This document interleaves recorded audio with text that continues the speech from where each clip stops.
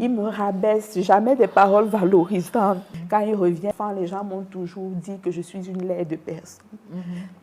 Donc avant, ça ne me dérangeait pas, ça venait de la famille. On me disait toujours que mais elle est laide. Quitte ici, même quand il y a un groupe d'enfants qui jouent, on me met toujours de côté. Et quand j'arrive, je suis mariée, il me compare à d'autres femmes. C'est devenu frustrant. Il me rabaisse, jamais des paroles valorisantes. Quand il revient, dès que je veux l'accueillir, c'est pas ça. Il m'a dit non, ne me sers pas à manger. Ne te dérange pas pour moi. Il s'est toujours servi dans la marmite. Même quand on sortait, vous allez voir, il apprécie d'autres femmes devant moi. Mais je vous assure, je le dis parce que je pense que l'émission sera peut-être vue. Je le dis sans risque de me tromper qu'à 9 ans de mariage, j'ai reçu un compliment une seule fois. C'était en 2015. J'avais porté une robe bleue. Et c'est même la robe qu'il avait dit que la robe est belle. Il m'a le divorce parce qu'il m'a dit clairement que mot pour mot, je ne suis pas amoureux de toi. Je ne t'ai jamais aimé. Je n'ai pas de sentiments pour toi. Je lui ai demandé pourquoi tu m'as même épousé au juste. Il me dit, à la base, quand je t'ai vu, on était en famille, tu me rappelais ma mère. Tu avais le caractère de ma mère puisque c'est un orphelin. C'est ça qui a fait que je te drague. Mais tu n'es pas mon style de femme. Que de vivre dans un foyer où tu as ton mari qui est malheureux parce qu'il ne t'aime pas et toi tu l'aimes en retour, mais tu ne reçois pas cet amour. Mais il ne peut pas trouver, lui n'arrive pas à trouver le courage. Autant mieux que moi je prenne dans les rênes et que... Latine, je suis franchement touchée par l'histoire de cette dame. Ça fait mal au cœur, ça fait franchement mal au cœur de voir à quel point la parole peut détruire une personne. Je me présente, moi c'est Néline Gerda. Si tu es nouvelle par ici, bienvenue sur ma chaîne YouTube. Il y a de cela à peu près une semaine, cette histoire, je veux dire l'histoire de cette dame est un peu partout sur la toile. Elle nous fait comprendre que son mari ne l'a jamais aimée, son mari ne l'a jamais complimentée, son mari ne l'a jamais trouvée belle et tout. Vous savez, la confiance en soi est quelque chose que si vous n'avez pas, vous êtes très très vulnérable parce que il suffit qu'on vous dise quelque chose de négatif et vous pouvez faire une dépression. Parce que la dame, lorsqu'on écoute son histoire, c'est que depuis sa prime enfance, elle n'a pas vraiment été valorisée. Elle a été toujours chiffonnée, retirée, mise à part dans les groupes. Elle avait de la peine à s'intégrer et tout. Et du coup, lorsqu'elle grandit et elle se marie, elle tombe encore dans ce genre de choses, que son mari ne l'apprécie pas, son mari ne la valorise pas. Franchement, ça joue sur son ego. Parce que, vous savez, lorsque vous êtes en couple, vous avez toujours besoin de voir dans les yeux de votre partenaire cette admiration qu'il a pour vous ou pour elle. Et maintenant, lorsque vous ne ressentez pas cela, cela peut franchement vous déstabiliser. Parce que la dame, elle a souffert. Elle a souffert de ça. Parce que pendant longtemps, son mari ne l'a jamais complimenté. Et le surpoids, la seule fois où il l'a complimenté, c'était même pas elle qui l'a complimenté, mais c'était la robe que la dame avait portée. Vous voyez à quel point c'est blessant. C'est blessant parce que il est inadmissible que vous épousez une femme, que vous passez le temps à chiffonner, au point où vous sortez avec votre femme, arrivez où vous êtes, vous appréciez d'autres femmes devant qu'elle, vous dites, tiens, voilà, tu ne peux pas être comme ça, voici. Mais franchement, ça ne se fait pas. Ça ne se fait pas parce que ça la détruisait intérieurement. Et vous vous rendez compte que parfois, les gens qui se suicident, qui font des dépressions, et puis on dit, pourtant elle était heureuse. Elle est heureuse à l'extérieur, mais à l'intérieur, elle souffre énormément parce que elle n'a pas confiance en elle.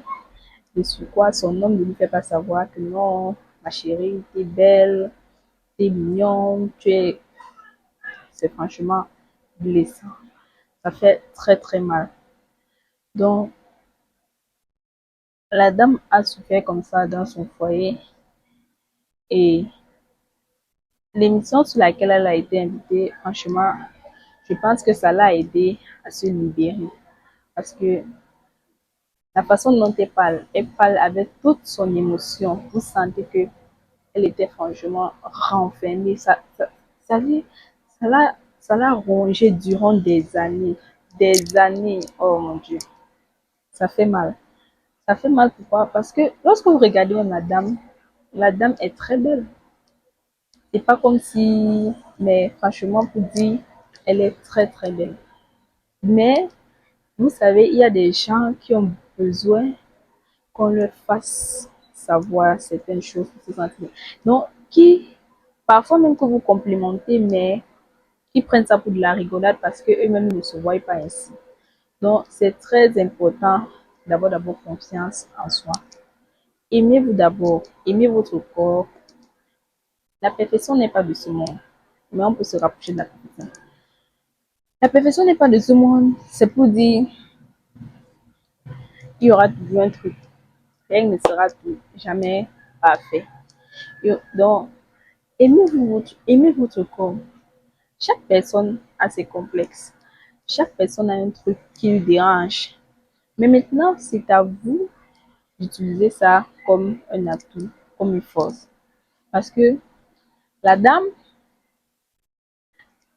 elle a subi plus cette souffrance dans son foyer parce que dans sa prime enfance, on lui a fait savoir et il va là-bas, t'es laide, et recule-toi comme ça, et on l'a beaucoup chiffonné. Ce qui fait que, arrivé dans son foyer, ça a encore plus joué. Et moi, je trouve que la dame a été forte parce que elle pouvait même se donner la mort comme ça. Et on ne sait pas pourquoi, ni est-ce que, ni comment même. Pourtant, elle souffrait dans sa chair. Ce qui fait que lorsque vous avez vos enfants, cultivez cette confiance en eux dès le bas âge. On dit souvent, c'est la parole. La parole d'un parent, ça agit sur son enfant. Si vous passez le temps à dire à votre enfant, tu es laide, tu es ceci, tu es cela, tu es un vaurien, va là-bas, tout ça. L'enfant va grandir dans cette optique qu'il est un vaurien. Regardez, par exemple, lorsque on regarde les documentaires de, de tueurs en série. Lorsque vous regardez les documentaires de tueurs en série, et lorsqu'on mène les enquêtes, on rentre dans leur enfance, on se rend compte que dans l'enfance, ces enfants étaient marginalisés. C'est-à-dire ces enfants étaient rejetés. Ce qui a fait en sorte que ces enfants ont cultivé une haine en eux que personne n'a pu s'en rendre compte. Et lorsqu'ils ont grandi, ils ont commencé à devenir des tueurs en série. Ils ont commencé à tuer des personnes comme ça. Parce que dans leur enfance, peut-être lorsque vous regardez, moi, la majorité des documentaires de tueurs en série que j'ai regardé, soit ces enfants avaient une particularité physique avec laquelle on se moquait beaucoup d'eux dans leur enfance. Peut-être ils étaient gros, on avait le temps de les appeler gros porcs, cochons et tout et tout. Ce qui faisait que ces enfants étaient tellement enfermés et ils étaient coupés des autres. Ils ne s'intégraient pas réellement. Ils étaient coupés du reste du groupe. Parce que je me souviens, j'avais vu un documentaire où le jeune ado, il était obèse. On se moquait de lui et tout. Il a maintenant développé en lui une haine qui n'a pas de nom. Il est devenu un pédophile, un sadique. C'est-à-dire, lui maintenant, il était attiré par des enfants qui, il avait des magazines de pornographie ou enfants. Il a commencé maintenant, lorsqu'il a grandi, il a commencé à tuer. Il a commencé à tuer des enfants comme ça. Il a tué. Avant qu'on lui mette les enquêtes et se rende compte que c'était lui. Et lorsqu'on a étudié son enfance, on s'est rendu compte que le gars a été marginalisé dans son enfance. Il a été violé, il a été critiqué, il a été rejeté, franchement. On dit, il y a une citation, je ne sais plus trop l'auteur, si c'est Jean-Paul Sartre ou bien, on dit, l'homme n'est bon, mais c'est la société qui le corrompt. Comme pour dire, vous pouvez naître très bien, gentil, mais vous êtes né dans une société où les prédispositions vous obligent à devenir quelqu'un que vous n'étiez pas censé l'être. Moi, j'apprécie franchement le courage de la dame d'avoir pu parler comme ça à Mondiovision dans une chaîne de télévision et vous rendez compte que si peut-être dans son enfance, on l'avait apprécié, on l'avait dit tu es belle, peu importe comment tu es très très belle. Elle devait même, lorsqu'elle devait grandir, elle devait avoir une confiance en elle, une assurance que peu importe la personne qui viendra devant, qu'elle lui dit que tu n'es pas belle. Elle va lui dire, mais toi, affiche-moi le camp. Toi, tu es qui pour me dire ça? Tu es qui pour me dire ça? Je me sens très belle. Donc, elle n'aura pas besoin. Et moi aussi, je condamne son mari parce que si tu ne trouves pas une femme belle, si tu ne trouves pas une femme jolie, pourquoi l'épouser pour lui lancer les insultes? Hmm? Pourquoi l'épouser pour lui lancer les pics et tout? Si tu trouves que c'est pas une femme belle, laisse-la tranquille. Ne l'épouse pas. C'est que sur un autre, on va la trouver super belle. Comme on dit, chaque beignet a son client. Si ce n'est pas ton beignet, laisse à un autre client. Hein? Parce que vous négligez parfois, mais après, on va se rendre compte que le taux de crime passionnel augmente parce que imaginez que vous passez le temps de dénigrer quelqu'un de la sorte, à l'insulter, à la critiquer, à la comparer et tout. Et puis maintenant, vous lui chiffonnez d'un point que vous le prenez pour moins que rien. Vous savez les idées que ça peut lui donner, franchement. Vous savez les idées que la dame peut avoir. Non pas seulement les tendances suicidaires, mais elle-même, elle peut avoir des idées sordides qui peuvent mettre votre propre vie en péril, vous, son compagnon. Et puis vous écoutez les histoires. Pensez que les films qu'on voit là, c'est la réalité. C'est ce qui se passe réellement. Les films et tout, des crimes passionnels parce que vous vous sentez rejeté par votre partenaire et tout. C'est la réalité. Franchement, moi, j'espère que la dame, et j'espère aussi que le mari de la dame, lorsqu'il va regarder tout le mal qu'il a pu causer à cette femme, parce que c'est tellement psychologique que il va lui falloir un suivi parce que quand c'est comme ça, même si elle ne se sépare avec son mari aujourd'hui et qu'un autre homme s'approche vers elle, elle n'aura plus, même si un autre homme lui dit, mais ma chérie, t'es très belle, elle va dire non, tu me mens. On m'a toujours dit que j'étais laide, mais toi tu viens me dire que je suis belle, tu mens. Pourtant, c'est le cas, elle est très belle, mais elle ne va plus croire à ce qu'on va lui dire tellement elle se serait persuadée elle-même d'être si laide que personne ne peut l'apprécier. Vous voyez ce choc psychologique que ça cause. C'est, il faut vraiment un suivi pour cette dame parce que après tout ce qu'elle a subi depuis son enfance, imaginez que la dame aujourd'hui, elle a peut-être 30 ans et que depuis qu'elle est petite, son adolescence jusqu'à sa vie adulte, on lui a toujours fait savoir ça. Vous pensez que ça serait facile pour elle. Ça ne serait pas facile pour elle. Et aussi, vous savez pas, la force qu'elle a pris pour parler sur les réseaux sociaux, parce que les réseaux sociaux aussi, c'est un autre monde. Comment elle va parler comme ça? Il y aura des critiques, il y aura des ci et des ça, disant que non, mais si tu étais dans le foyer, ton mari t'a trouvé l'aide, pourquoi tu n'es pas parti, machin, machin. Sans savoir que quitter même d'un couple à un autre, ce n'est pas aussi facile. Et peut-être la dame se disait que, ah, peut-être avec le temps, il va changer. Peut-être avec le temps, il va me trouver belle. Peut-être c'est ça. Et on se rend compte dans notre société d'aujourd'hui que le physique compte énormément. On juge les gens par leurs apparences. C'est vrai, l'apparence, c'est la première impression qu'on peut avoir d'une personne. Mais vous vous rendez pas compte à quel point avec aussi l'avènement des réseaux sociaux, ça crée des complexes aux gens. Les gens sont tellement complexés par un grand nombre de choses. Vous allez voir quelqu'un, elle n'aime pas ses mollets, elle n'aime pas ses cuisses, elle n'aime pas ses bras, elle n'aime pas son visage, elle n'aime pas son nez, tout.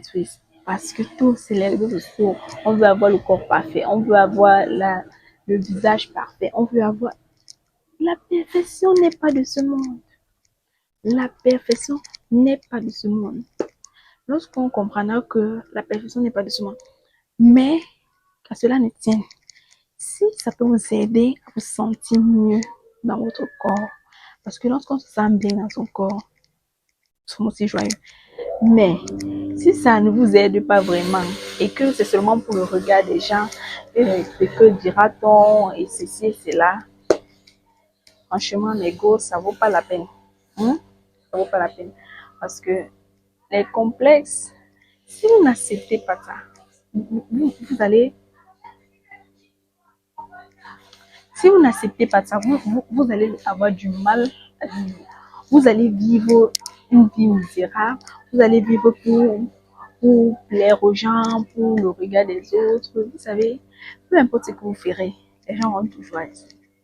Lorsque vous allez rétrécir votre nez, on va dire non, elle a fait la chirurgie. Lorsque vous avez un gros nez, non, elle a un gros nez, il faut qu'elle fasse la chirurgie. Lorsque vous allez refaire vos seins, non, elle a refait les seins. Vous allez refaire vos fesses, elle a refait les seins, les fesses. Tout ça, parce que les gens ont toujours tendance à vouloir parler. Donc, peu importe ce que vous allez faire, ils vont toujours dire quelque chose. Quelque chose n'ira pas toujours. Il y aura toujours quelque chose qui manque. Il y aura toujours quelque chose qui dit qu'il faut rajouter, ou bien qu'il faut enlever, ou bien je ne sais pas. Lorsque vous êtes grasse, on dit vous êtes grasse. Ah, toi là, t'es trop grasse, faut faire un peu de sport, faut maigrir, tout. Lorsque t'es mince. Mais toi là, tu manges pas, tu fais comment, etc. Il faut manger, il faut prendre du poids. On dirait un fil, c'est comme du spaghetti, on dirait un fil. Mais franchement, c'est un choc. Mais, mon Dieu, c'est un choc. Vivre avec le regard des gens et s'attarder dessus de que dira-t-on, mais blablabla, ils vont dire que non, j'ai refait mes seins, ils vont dire que non, j'ai les seins penchés, j'ai les seins tombés, et mes fesses c'est monté et c'est descendu. Margot, peu importe ce que tu feras, il y aura toujours quelque chose qui ne va pas.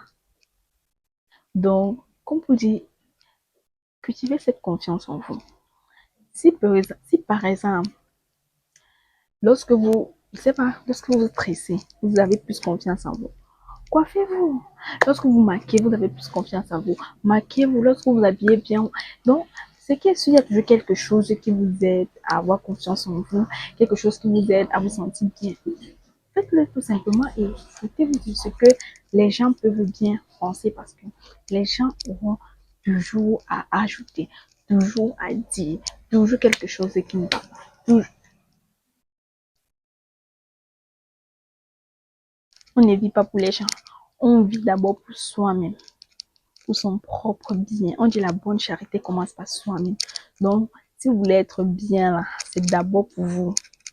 Si vous pensez que vous allez refaire votre nez, vous vous sentirez bien. Pas pour que les gens disent que vous avez un nez plat, ou bien vous avez un nez gros, ou bien vous avez un nez mince. Que vous vous sentirez bien. faites-le. Mais c'est pour dire que les gens disent que mais elle a un nez plat, elle a un nez mince. Quand vous allez rétrécir le nez, quelqu'un d'autre viendra vous dire, mais non, ton nez là, il est trop petit, il faut l'augmenter. Quand vous allez l'augmenter, mais non, ton nez là, il est trop gros, il faut le diminuer. Donc vous voyez que ça vaut pas la peine. Faites, vivez pour vous. Faites ce qui vous fait plaisir, qui vous fait avoir confiance en vous, qui vous fait vous sentir bien, tout simplement. Parce que la dame, le fait que son mari l'insulte et tout, je me dis que si elle devait avoir recours, si elle peut-être elle avait eu les moyens peut-être d'avoir recours à une quelconque transformation pour paraître mieux aux yeux de son mari, elle l'aurait fait certainement sans hésiter pour plaire à ce dernier. Mais ce qui est sûr, même si elle le faisait, à un moment, imaginons peut-être qu'elle perdait peut-être du poids, ou bien elle prenait du poids pour lui faire plaisir. À un moment, il devait dire, mais toi là, tu es encore trop devenu mince. Mais toi là, tu es encore trop devenu grasse. Mais toi là, vous voyez que ça ne va jamais. En fait, épouser la femme qui vous convient et non d'épouser euh, quelqu'un que vous, après vous allez dénigrer de tort à travers. Parce que c'est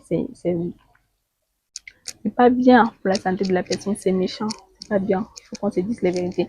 C'est pas du tout bien. La personne euh, le vit mal.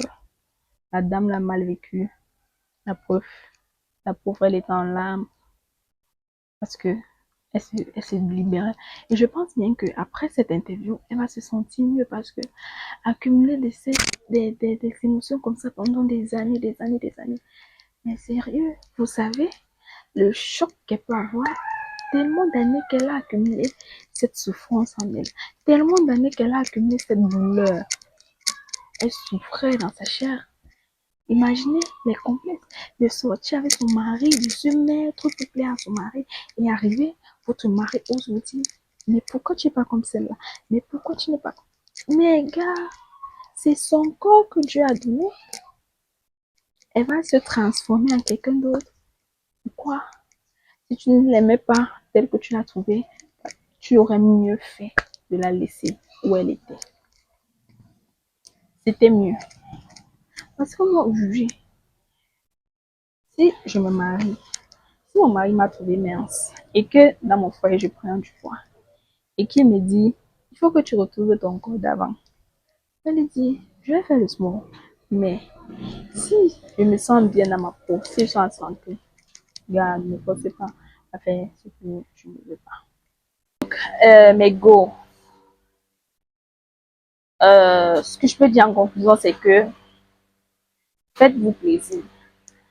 Faites ce qui vous plaît. Sentez-vous belle à votre manière, à votre façon. Faites ce qui vous fait, qui vous rend heureuse. Ne vivez pas pour plaire aux gens. Ne vivez pas pour le regard des gens. En foutez-vous carrément de ce que les gens pensent. Parce que les gens auront toujours et toujours et toujours à dire. Sur ce, n'oubliez pas d'appliquer mes conseils pour votre peau, comme la mienne. Les conseils skincare, gommage corporel. Je vous ai fait une vidéo là-dessus et allez dans ma playlist, regardez la vidéo. C'est un gommage naturel fait à base de produits naturels qui ne décapent pas la peau, qui gomme la peau. Là, moi, je suis sans filtre. Vous pouvez témoigner, je suis sans filtre. Vous voyez, je suis sans filtre. Donc, on se dit bye bye et à très bientôt. Et surtout, n'hésitez pas à vous abonner, à commenter, à liker et à partager la vidéo pour que ça aide plusieurs personnes, plusieurs à avoir confiance en eux tout simplement. On se dit bye bye. Ciao.